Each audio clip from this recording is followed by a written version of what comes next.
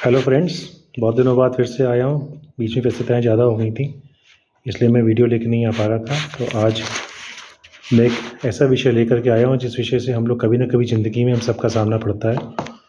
वो है snake bite, यानी कि सर्पदंश। इसको लेकर बहुत सारी भ्रांतियाँ हमारे समाज में हैं और बहुत सारी भ्रांतियाँ हर परिवार में हैं। तो हम यहाँ मुख्यतः वह चीज़ डिस्कस करेंगे जो हमें करना है और जो हमें नहीं करना है। तो पहली बात तो ये मान के चलिए कि सांप का काटना हमेशा खतरनाक नहीं होता है। हर सांप जहरीला नहीं होता है। सांप मुख्यतः दो तरह के होते हैं, जहरीले सांप और बिना जहर वाले सांप। यह सुनने में आपको आश्चर्य लगेगा, लेकिन 90% से अधिक सांप जहरीले नहीं होते हैं। और भारत में तो खास तौर से 2-3-4% सांप ही ऐसे हैं जो जहरीले पाए जाते हैं। तो जब भी सांप काटता है तो उसको लेके हमें घबराना नहीं चाहिए। जहरीला है या जहरीला नहीं है वो तो जो डॉक्टर्स हैं वो बताएंगे, सांप के काटने के निशान देख करके या और लक्षणों को देख करके। लेकिन जो गलत हम लोग करते हैं वो हमें आपको बताना है। पहली चीज़ तो सांप के काटने में कभी घबराना नहीं है और एकदम से पैनिक नहीं होना है। एक चीज़ हमने अक्सर देखी है, मैं एज ए डॉक्टर बहुत से मरीजों को देखा हुआ है, तो अक्सर लोग अपने जहाँ सांप काटता है वहाँ पे चीरा लगा देते हैं। तो यह नहीं करना है।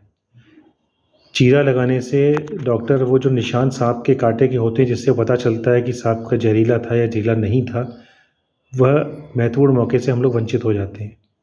हम नहीं देख पाते हैं कि सांप के निशान कैसे थे, हम नहीं ढूंढ नहीं पाते हैं कि जहरीला था या नहीं था। दूसरी चीज़ ये होती है, जहाँ सांप काटता है वहाँ पे अक्सर लोग बहुत कस करके कपड़ा, रस्सी या कोई बांधने वाला पदार्थ बांध देते हैं और सोचते हैं ऐसा करने से जहर नहीं फैलेगा। ये बहुत बड़ी भ्रांति है, बहुत बड़ी गलतफहमी है। ये नहीं करना है। सांप के जहर के फैलने से इसका कोई लेना देना नहीं है, बल्कि ऐसा करने से जो जहाँ हमने बांधा है उसके आगे का जो हिस्सा है वहाँ पे खून की सप्लाई में अवरोध पैदा होने से अत्यधिक दर्द होता है और वो टिश्यू को नुकसान भी, उन अंग को नुकसान भी पहुँच सकता है। दो चीज़ तो जो हम करते हैं जो हमें नहीं करनी है। और तीसरी चीज़ ध्यान रखिए, जब भी सांप काटता है तो हमें उस मरीज को चलाना नहीं है, बिल्कुल लिटाल देना है, बिल्कुल उसको शांत कर देना है। जितना वो चलेगा उतना खून का दौरान बढ़ेगा और सांप का जहर पूरे शरीर में बहुत तेज़ी से फैलेगा। तो हमें बिल्कुल भी उसको चलाना नहीं है, उसको भागने दौड़ने नहीं देना है।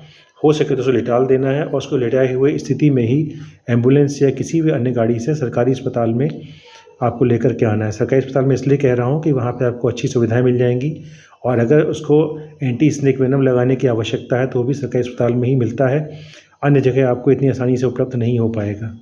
तो इन 3 चीज़ों का हमें ध्यान रखना है। कुछ लक्षण ऐसे होते हैं जिन लक्षणों को भी ध्यान दीजिए। अगर वो लक्षण आ रहे हैं तो निश्चित रूप से वो जहर का लक्षण हो सकते हैं, जैसे कि मरीज की अचानक से उसका जो होश का स्तर है वो कम होने लग जाता है, उसकी आँखें जबरन बंद होने लगती हैं, वो खोलने की कोशिश करता है लेकिन वो बंद होने लग जाती हैं। इसे हम लोग अपनी भाषा में टोसिस बोलते हैं।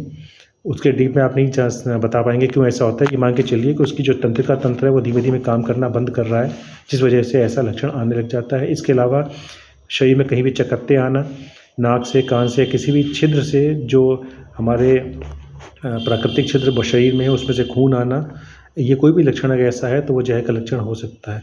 तो आपको जो करना है मुख्यतः पैनिक नहीं करना है, घबराना नहीं है, मरीज को चलाना भगाना नहीं है और चीरा नहीं लगाना है। साथ ही साथ जो आप कपड़ा या रस्सी बांध देते हैं वो नहीं करना है और जल्दी से जल्दी मरीज को अस्पताल लेकर के आना है और डॉक्टर पर पूरा भरोसा बनाए रखना है। एक चीज़ मैं और ध्यान से बता दूं आपको, जब ये अस्पताल भी आते हैं तो कभी भी डॉक्टर पे जोर ना डालें कि आप इसमें तुरंत टीका लगाएं सांप काटने का, क्योंकि अगर सांप काटने के टीका तभी लगता है जब सांप के जो काटा है वो जहरीला सांप होता है। अगर जहर के लक्षण नहीं है तो टीका नहीं लगाया जाता है, वो उल्टा असर भी कर सकता है। जो नियम है, जो अंतर्राष्ट्रीय गाइडलाइंस हम लोग फॉलो करते हैं उसमें यही होता है कि अगर लक्षण आ रहे हैं तो टीका लगाना है, नहीं तो नहीं लगाना है। तो ये मुख्य बातें मैंने आपको बताई हैं, इसको कृपया ध्यान रखिएगा। और जब भी सांप आपको काटे तो पैनिक नहीं होना है और घबराना नहीं है, और जो मैंने आपको चीज़ें करने से रोकी हैं उन पे ध्यान देना है। अगली बार फिर कोई नया विषय लेकर आऊँगा, लेकिन अब की मैं जल्दी आऊँगा कि देर नहीं करूँगा। धन्यवाद।